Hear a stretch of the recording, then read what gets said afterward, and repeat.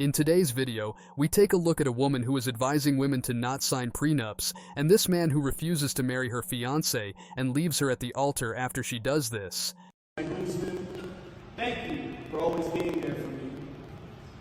Baby, I love you. I truly love you. There's one thing I want to talk to you about, but I couldn't figure out the words to express it. So I figured the best way to bring it up to you would be to show you. What? What the hell? Oh my God! What the? Oh hell no! Oh This is supposed to be regular. oh!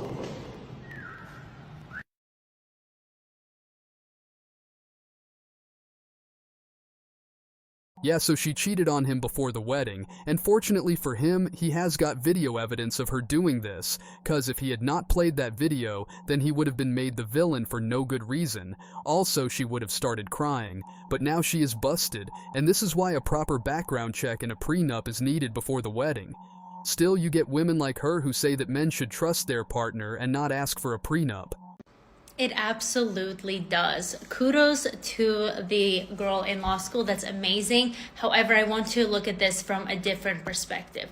If it wasn't due to trust in the man thinking you're going to take 50% of everything he owns, then what is it about? You can write your own prenup that says, okay, if we're worried about the government, we can do 50-50 in case of a divorce.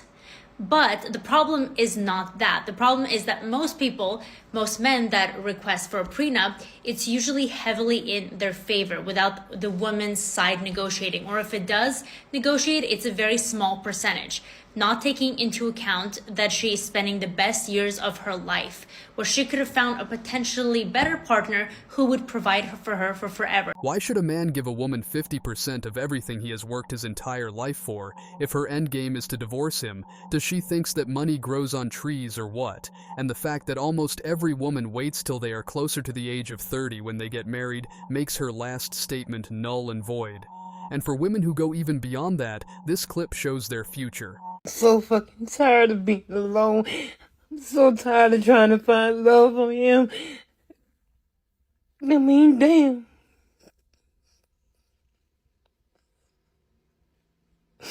I may not be pretty to somebody, but goddamn, I'm pretty to me. I'm so tired of being alone. I'm tired of this bullshit.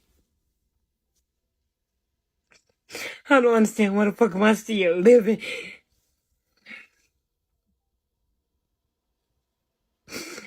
I just want to be somebody's girlfriend, somebody's wife, somebody's something. I deserve to fucking be happy too. Why the fuck can't I be happy? I'm tired.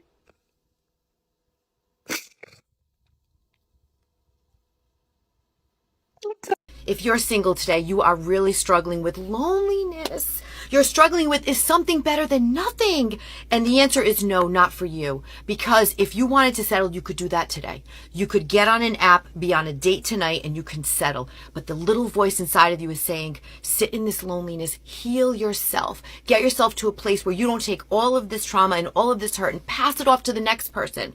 Sit in this place of loneliness. It takes courage to sit there. Do it. You could settle at any time. There's always someone out there you can settle with, but something inside of you is telling you, no, it's not time. Today is not that day.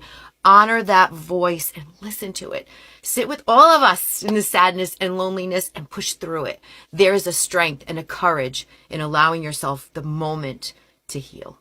You know, there are people who suffer from loneliness due to a variety of reasons, but I don't think most modern women know what real loneliness looks like. I don't think they know that feeling of emptiness, and the reason they don't know that is because of social media, simps and whatnot. They only get to know that feeling when they are past their peak years, as shown in this clip here. Dating in your 40s, I mean maybe 30s too, I don't know. It's really hard. I feel like that, you go in and at this point, everybody has baggage, right? You've lived your life, you've been dating for most people, for half your life, or been in some kind of relationship, or taken a break from relationships. And a lot of times by this point, you both have kind of gotten set in your ways, or you're used to things a certain way. You know what you want, but then you also, you know, maybe want a relationship too. So then it's like you try to be agreeable, or you try to find someone that you'll work well together, you know, like the perfectly imperfect, right?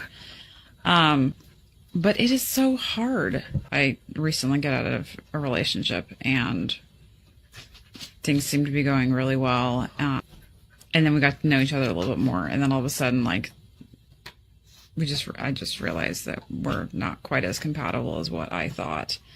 And it's like you get invested and you spend this time, and then with the person that you're wanting to get to know or spending time with, and you like plan things and like thinking about like, well, the what ifs and like what could be, and you know, and it sucks. Like when you realize that it's not going to work out, because then it's like each time that happens, it's like you have this little mini grief period of like, well, that's not going to work out. And I can see why sometimes when people are just like, they don't want to go through it anymore. And they're just like, yeah, I'm done with dating. But then I'm like, so the alternative is then you get to this point of where at this age, most people, they're busy with their significant other. So whether they are married or in a serious relationship or have kids or families, whatever. And so it's like, if you want to have people to hang out with or to spend time with, like, they're not really as available as what they were, like, you know, in 20s or even early 30s. I don't know what the answer is. I mean, I can see why some people are single for like a long period of time. It's not fun. Whenever you see a single woman who is over the age of 40, ask her just one question. What was she doing in her 20s? Because women like her are a walking red flag, and if she could not find a man to commit to her in 2 decades, then what are her chances now? It would tell you a lot about her character. Message going around the dating community implying that highly educated, well-paid women are less desirable to the average man. And I would challenge that to say that most highly successful women tend to find the average man less desirable, thereby rendering them less desirable to the average man. A friend of mine was in a break room at his job the other day listening to a group of successful women talk about what they look for in a man, and all of them pretty much wanted a man who was doing better than them financially, and ideally a man that was doing better than them in every area of life. It was interesting because when he hears men talk about what they look for in a woman, it has nothing to do with her education, nothing to do with her finances, but everything to do with her character, with her beauty, with her ability and willingness to support him and submit to him. The thing about this conversation that we haven't discussed yet is who you become in attaining your success. If you could get the degrees, if you could get the bag, and you could still find yourself humble enough to support and submit to a man, even if he's not making as much money as you, then you don't fall into this category. But what tends to happen is we get the bag and we change the way we look at these men. No man wants to be looked down upon, period. You got the degrees, you got the bag, now you're trying to get the man, but you're coming into the relationship feeling as though you are better than him, and so why would you submit? That mindset is going to render you less desirable to any man.